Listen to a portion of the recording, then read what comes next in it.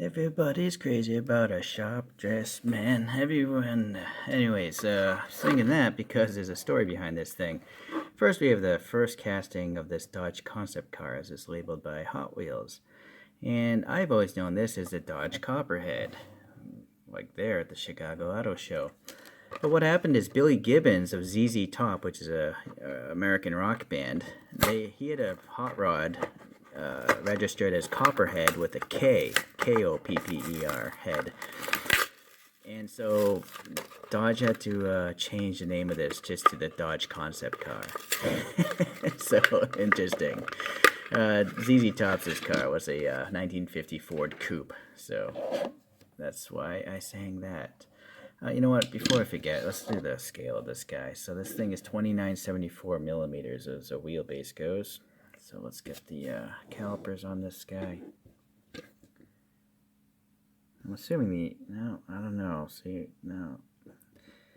I'm hesitant to measure these axle protectors because that axle is clearly forward of it. But I don't know if it's a bent axle. Well, I'm going to measure axle to axle today.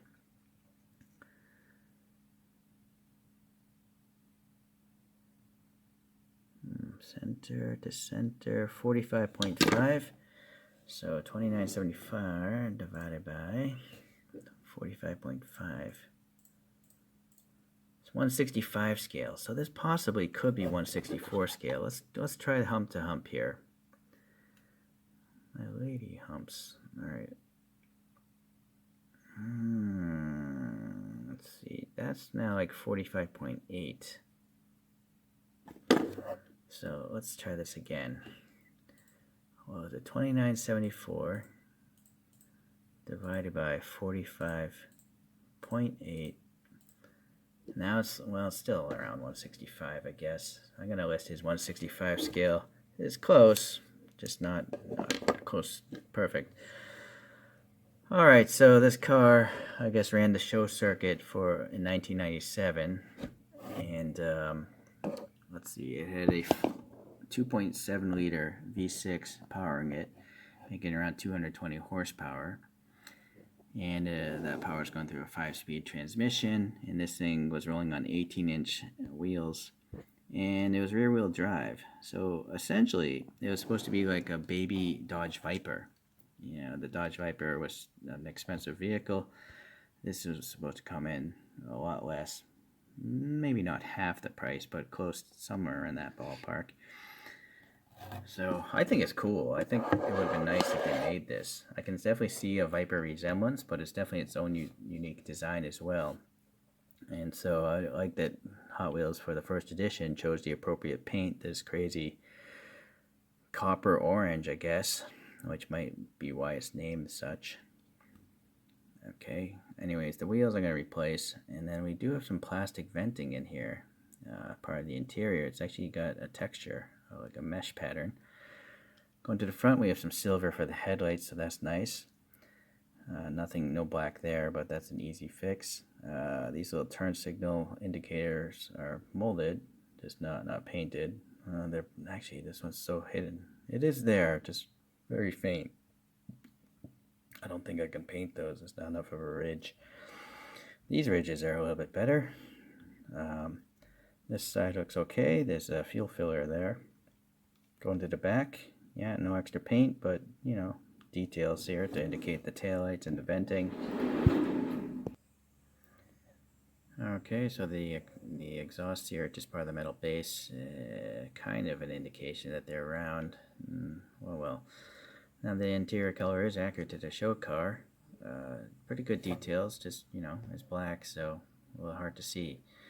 I don't understand what these bumps are. I don't see those on the photographs. So if anyone knows or has a theory. Okay. Alright, well, it looks good on the bottom. Yeah, nice details, the V6 there. Alright, let's come back in a second here. Alright, we're back with the original wheels that came on the concept car, and I have some separate brakes as well. And I think the thing adds black brake calipers, so that's what I painted those. The tires are separate pieces as well. So for some reason this one spins freely. I reused the stock axles. But the rear, there's a lot of friction going on. It could be, oh, well, I think it's actually, maybe the axle's bent. It's scraping the fender well there on that side. So, yeah, something about the tongs inside, I think, holding the axle is throwing it off. See, there's a big gap here between the tire and the fender, but on this side, that gap is almost gone, so, yeah, because it's a metal base, it's hard to drill out, so, not going to happen. Alright, well, I added a little black paint in the vents there, and some red for the taillights. Not the best job, though. And then also black back here, because that seems to be what it's all blacked out there on the real vehicle.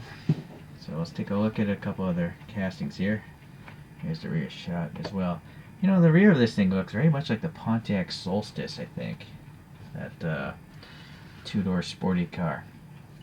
Well, it's a GM. No, wait, it's not GM. This is a Dodge Chrysler, so I feel like they stole the inspiration. This is a GM autonomy concept car. So I did my own 3D wheel print on this guy a while back. We have this Honda Sprocket concept. I did this one a while ago as well. This one actually reuses some Real Rider tires. And, well, I guess we could try to fit a fourth one, a more modern concept, this Aston Martin thing. Or is this maybe it's not a concept, this V12 Speedster. Maybe it's a real car. But yeah, 3D printed wheels here again. But the brakes always spin with the wheels. So, alright, let's get that up there. Focus. There we go. Yeah, so, I mean, they all look relatively in the same realm of scaling, but as we know, Hot Wheels are not true 64, so if I had to guess, maybe the Honda Sprocket is a little too big. Okay. Let's get this thing spinning on its own. Since it's a concept car, we'll put it up on the concept stand.